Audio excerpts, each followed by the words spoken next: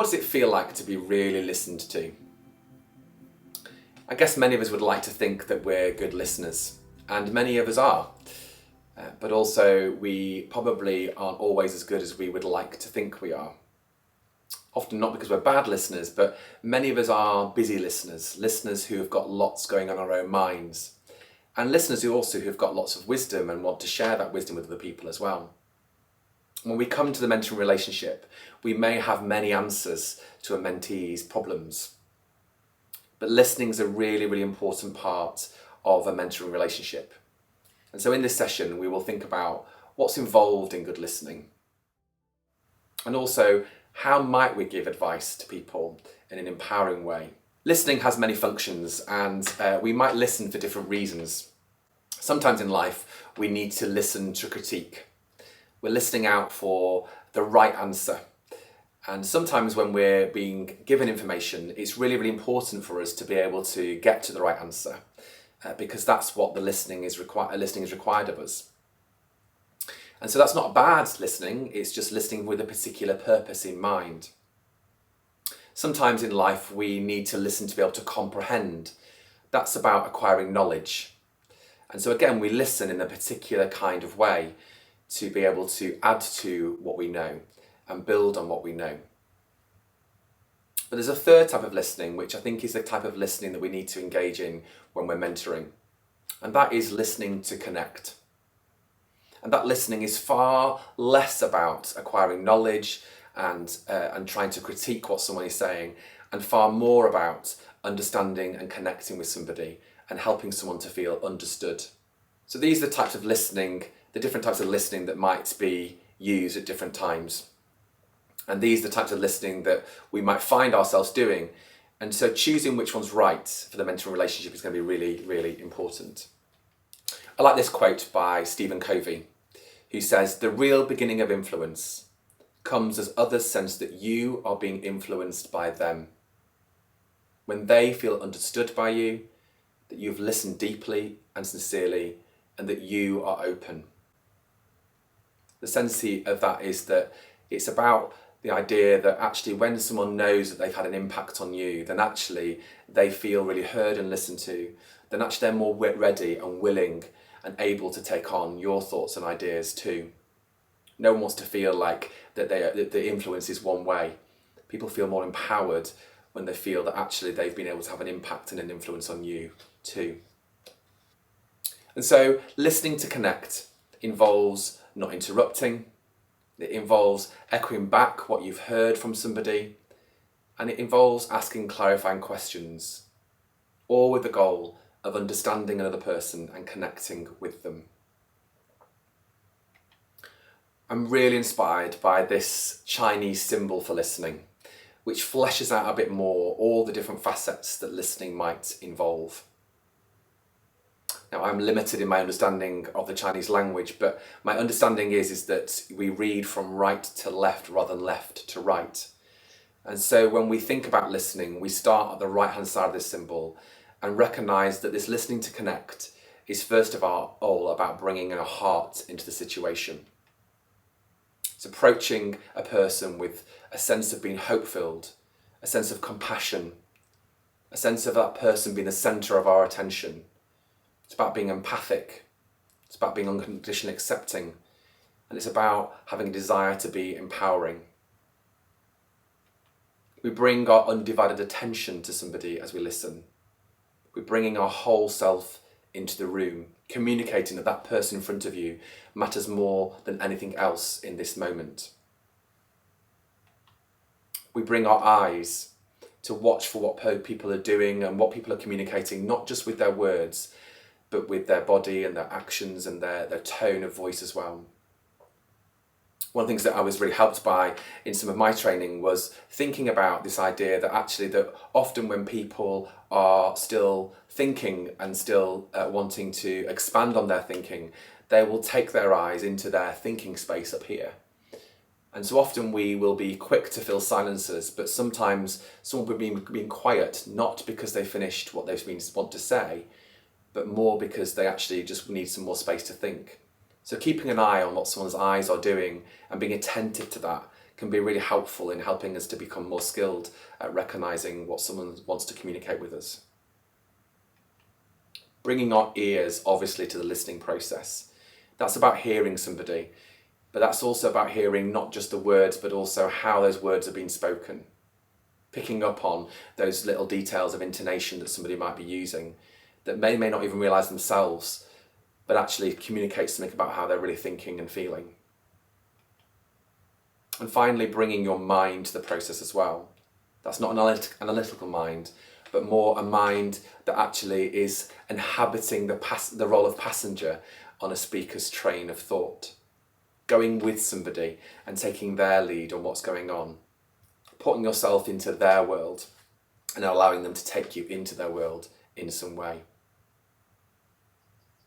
I think this kind of listening is high bar. It's not easy to do, and it takes some practice, and it's not a kind of listening that we often find ourselves having the time, the space and the skill to use. And so I wanted to give you an opportunity just to have a think about what it might look like to use those skills, to use all of those things: heart, undivided attention, eyes, ears and mind. And so I want to tell you a little story about a walk I had in the woods the other day. And as I tell this story, I just want you to try and listen to the story.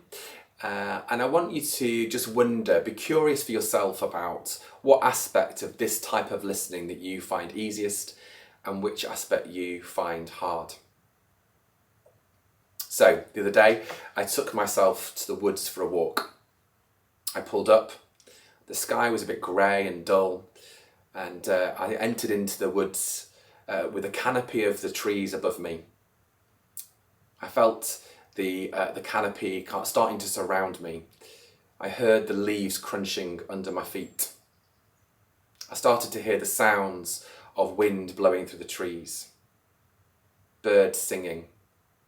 I could smell fresh leaves and foliage around me. I could see all sorts of greens, browns, and all sorts of other shades of colour around me. As I took myself into the woods and started to walk and explore, I found all sorts of little kind of trinkets of nature which drew my attention.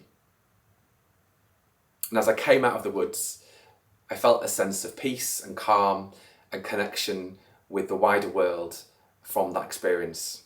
I jumped back in my car, went off to do my next task, but I was fed and watered, if you like, by that experience in the woods. Just pause the video for a few moments and just consider, as I told that story, what was easiest and what was hardest about listening to that story? What were you able to bring easily into that listening process? And what did you find a little bit more challenging?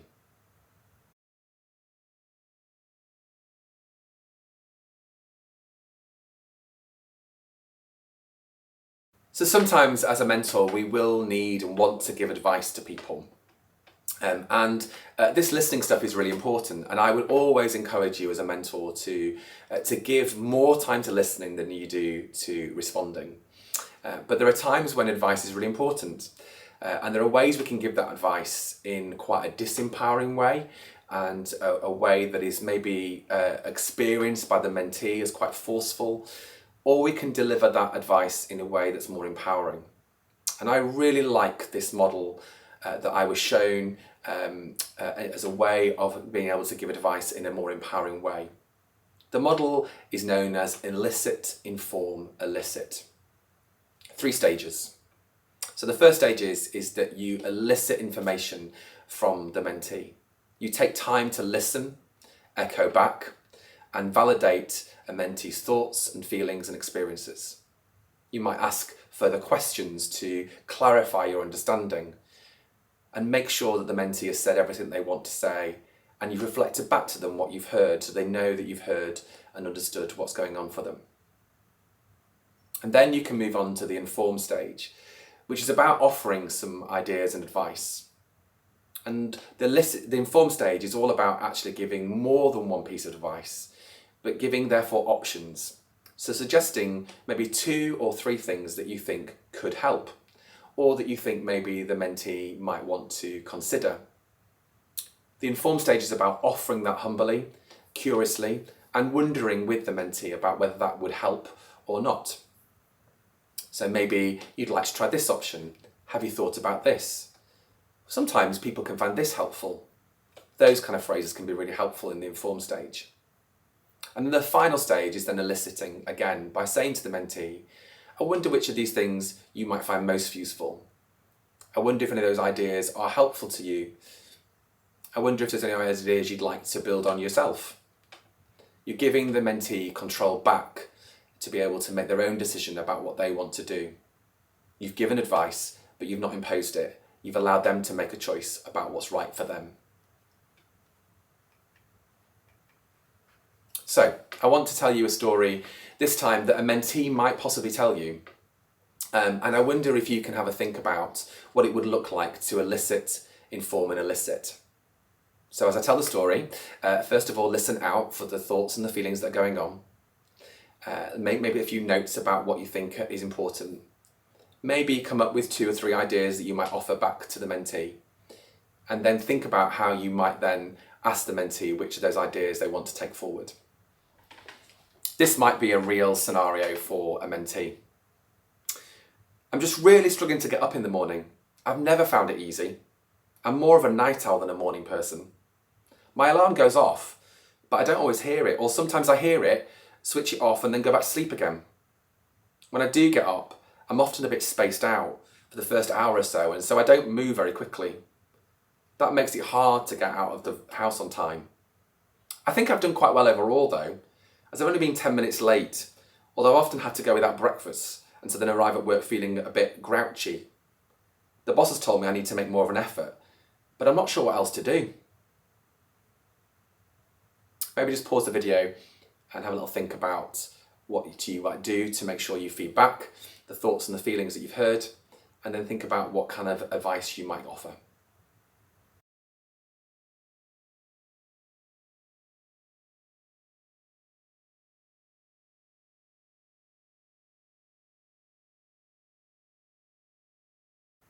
So in this session, we've thought about what's involved in good listening.